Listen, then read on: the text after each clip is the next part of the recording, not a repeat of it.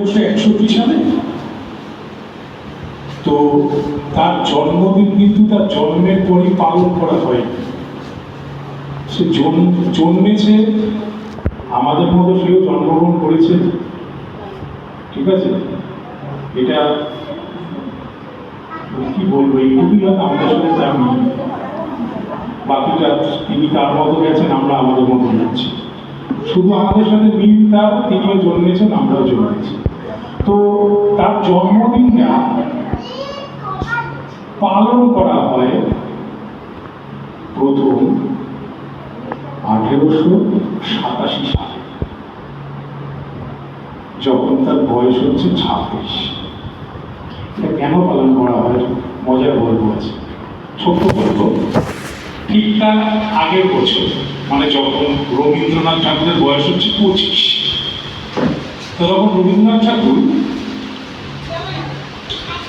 শ্রীশ দাকে তার একটা চিঠি লিখেছিলেন। সেই চিঠিটায় লিখেছেন যে আমি 25শে বৈশাখ জন্মেছি, এখন আমার বয়স 25। তো এই 25-এ এসে আমি প্রথম এই 25শে বৈশাখে আপনাকে বললাম যে আজ আমার জন্মদিন, ঠিক আছে। এটা রবীন্দ্রনাথ ঠাকুর শ্রীশদাকে বলেছিলেন তা। তো তারপরের বছর তার যে ভাইজি সরলা দেবী, সেই সরলা দেবী রবীন্দ্রনাথকে কিছু না বলে আমাদের এই পার্ক স্ট্রিটের একটা দোকান থেকে ধুতি আর একটা পাঞ্জাবি কিনেছিল সাদা, বকুল ফুলের মালা কিনেছিল, নিয়ে শুধুমাত্র জানতেন জ্যোতিরিন্দ্রনাথ।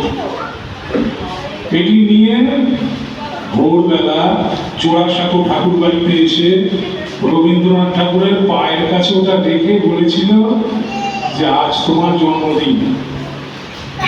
ওইটা প্রথম আর কি রবীন্দ্রনাথ ঠাকুরের জন্মদিন পালন করবে। তারপর শান্তিনিকেতনে পালন হয়েছে বহু বছর পরে। তো জনসাধারণের জন্য কিন্তু রবীন্দ্রনাথ ঠাকুরের জন্মদিন তখনও খোলা ছিল না, তার 5টা বছর অপেক্ষা করতে হয়েছে সবাই। সরলা দেবী তার জন্মদিন পালন করার 5 বছর পরে রবীন্দ্রনাথ ঠাকুরের জন্মদিনটা সাধারণ মানুষের জন্য খুলে দেওয়া হয়, এবং স্বাভাবিকভাবে কালের গতিতে শেষ জন্মদিন পালন করা হয় 1941 সালে। কারণ 25শে বৈশাখ তার জন্মদিন, ওই বছর 22শে শ্রাবণ তিনি আমাদের ছেড়ে চলে গেছিলেন। তো সেই জন্মদিনটা কিন্তু খুব সামান্যভাবে পালন করা হয়েছিল শান্তিনিকেতনে। তার কারণ হচ্ছে তিনি অসুস্থ ছিলেন, প্রবল অসুস্থ ছিলেন তিনি, ঠিক আছে। সেই জন্য এতটাই অসুস্থ উনি ছিলেন যে ওনার প্রতি সবার ফোকাস করতে গিয়ে ওনার জন্মদিনটা পালন করা হয় খুব অনাড়ম্বরে শান্তিনিকেতনে। এবং তার জন্মদিন পালন করার কিছুদিন পরেই তাকে কলকাতায় নিয়ে আসা হয় চিকিৎসার জন্য। তারপর উনি আমাদের ছেড়ে চলে যান।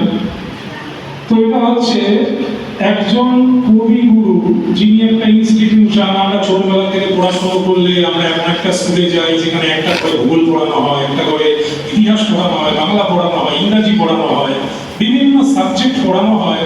তার জন্য আমাদের একটা জমি করে স্কুল করে তার মধ্যে শিক্ষক রেখে এইগুলোকে সব পড়াতে হয়। সেখানে একটা ব্যক্তির মধ্যে ছোট নাটক, বড় নাটক, বাচ্চাদের কবিতা, বড়দের কবিতা, সাহিত্য, উপন্যাস, ছোট গল্প, বড় গল্প, এতগুলো ক্লাস ছিল ওনার মধ্যে। সুতরাং একটা ইনস্টিটিউশন তিনি ছিলেন, যেরকম হয় উনিও সেরকম, শুধু জমিটা কম লাগতো। দুটো পায়ের কথা এক জায়গায় করার জন্য যে জমিটা রাখতো ওইটাই চলে। ওনার মধ্যে এগুলো সব ছিল। ছোট গল্প, ধরুন একটা ক্লাসরুম, ছোট গল্প, একটা ক্লাসরুমে সাহিত্য শেখানো হবে, একটা ক্লাসরুমে উপন্যাস শেখানো হবে, একটা ক্লাসরুমে গান শেখানো হবে, নৃত্য শেখানো হবে। এই টোটাল জিনিসটা মানুষটার মধ্যে ছিল। সেই জন্যই সে বা তিনি যাই বলি, আমাদের বয়সই তিনি ওই বয়সে গেছেন, ঠিক আছে।